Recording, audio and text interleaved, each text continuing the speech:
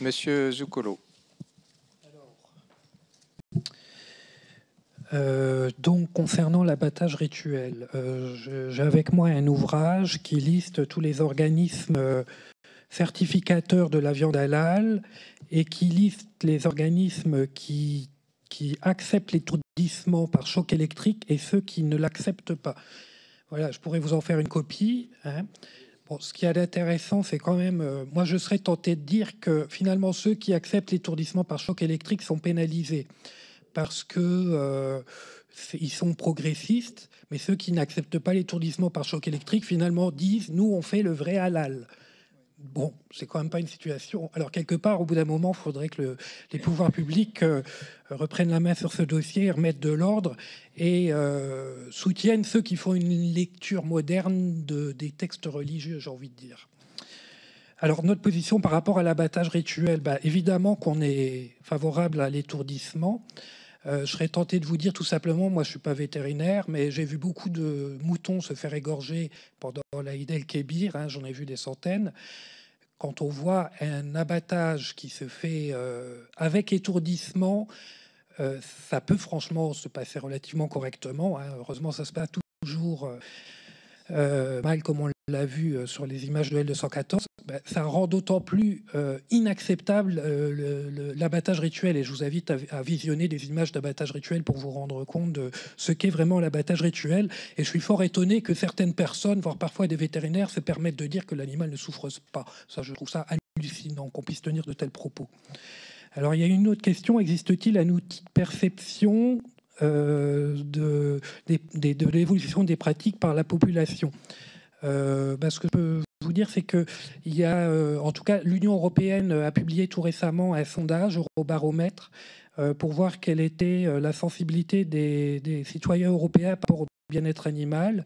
Alors, j'ai malheureusement pas les chiffres en tête, mais enfin, en tout cas, les consommateurs sont très sensibles au bien-être animal et ils le sont de plus en plus. À chaque fois qu'on fait des sondages, il semblerait qu'il y ait une évolution à ce sujet. Et souvent, enfin, ce que montraient aussi les sondages, c'est que les consommateurs qui ont visité des fermes sont aussi ceux qui sont les plus sensibles au bien-être animal. Par rapport à la vidéosurveillance, oui, on y est favorable. Je pense que la vidéosurveillance peut être un outil de contrôle, ça peut être aussi un outil de formation. Je ne sais pas si vous arrivez de faire des formations pour parler en public. Bon, moi, ça m'est arrivé. On est filmé. Après, on dissèque les images et on voit les gestes que l'on fait qui sont pas corrects, etc. Enfin, ça peut être très, très utile. Alors, simplement, pour la vidéosurveillance, ce qu'il faut, c'est définir combien de temps peuvent être gardées les images, qui les regarde, etc. Par rapport aux abattoirs de petite taille, alors là, bon... Alors, ce que je voudrais dire, moi, mon sentiment, c'est que les abattoirs de grande taille ont peut-être plus de facilité pour veiller au bien-être animal parce qu'ils ont un directeur qualité à plein temps. Parfois, on en connaît, ils ont une personne exclusivement dédiée au bien-être animal. Moi, ça me fait penser, si vous voulez, un petit peu comme, c'est un peu comme le code de travail. Moi, je dirige une association, je dois connaître le code du travail. Franchement, c'est compliqué, je vous apprends rien. Bon, quand on a une grosse entreprise et qu'on a un directeur des ressources humaines, c'est évidemment beaucoup plus facile d'appliquer le code du travail. Voilà. C'est un peu le même principe, je suppose, entre les petits abattoirs et les grands abattoirs. Il y a un autre facteur qui est important, c'est que les grands abattoirs ont souvent, c'est d'ailleurs une des choses que je voulais dire, des clients. Par exemple, nous, à l'association, notre association travaille beaucoup avec Carrefour. Et Carrefour, pour les abattoirs qui lui fournissent de la viande pour la filière qualité Carrefour, fait auditer les abattoirs par un organisme certificateur. Et pendant cet audit, l'organisme certificateur vérifie notamment que la réglementation pour le bien-être des animaux au moment de l'abattage est bien respectée. Voilà, alors d'autres questions. Pourquoi les problèmes n'ont pas été pris en compte alors que, bon, pourquoi ils n'ont pas été portés dans la sphère publique?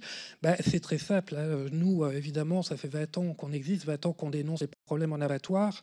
Le problème, c'est que force est de constater qu'il faut malheureusement faire des scandales et mettre des caméras cachées pour que les pouvoirs publics s'emparent de ce dossier. Alors, je sais que les éleveurs et les abatteurs s'indignent de ces pratiques et je les comprends. Nous, c'est une façon de faire qu'on n'utilise pas parce qu'on préfère privilégier, comment dirais-je, le dialogue et la collaboration avec les organisations professionnelles. Mais franchement, on s'interroge. Est-ce que c'est ce qu'il faut faire pour à chaque fois que les choses avancent? En tout cas, je vous remercie d'être ici aujourd'hui et de vous intéresser à ce dossier parce que ça montre que ça nous rassure sur l'intérêt que portent les élus au bien-être animal. Notre sentiment sur les cadences, j'ai envie de dire, il est fort probable que plus les cadences sont rapides et importantes et plus ça porte préjudice au bien-être animal.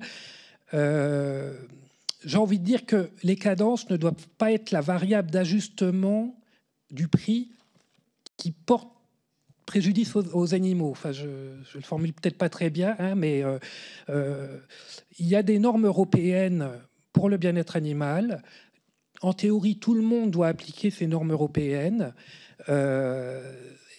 Et donc tout le monde part sur la même base. On devrait peut-être définir au niveau européen des cadences, voilà, et les évaluer, dire vous ne pouvez pas abattre plus d'animaux, de tant d'animaux par heure. Concernant l'abattage à la ferme, alors je crois ne pas me tromper parce que la législation évolue parfois, donc je ne suis pas toujours au fait des évolutions. Mais je crois que l'abattage à la ferme est toléré pour certaines espèces dans le cadre de la consommation familiale. Voilà. Par contre, il y a un problème, c'est l'abattage technique, qui a été qualifié à temps technique, parce que normalement, un animal qui ne peut pas se déplacer par lui-même ne peut pas être transporté à l'abattoir. Alors, ça veut dire que il faut l'abattre à la ferme.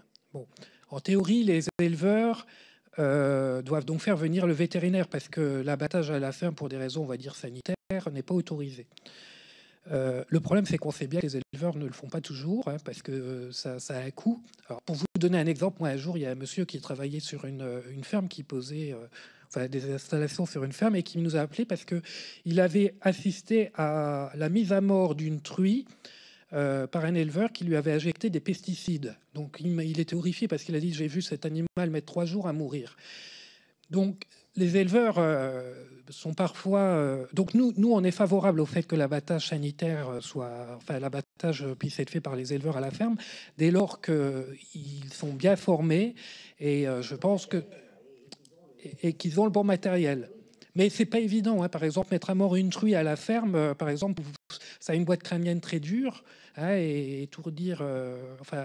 utiliser un pistolet à tige perforante sur une truie, c'est compliqué, hein. Enfin bon, voilà, j'ai essayé de répondre synthétiquement à toutes vos questions. Merci.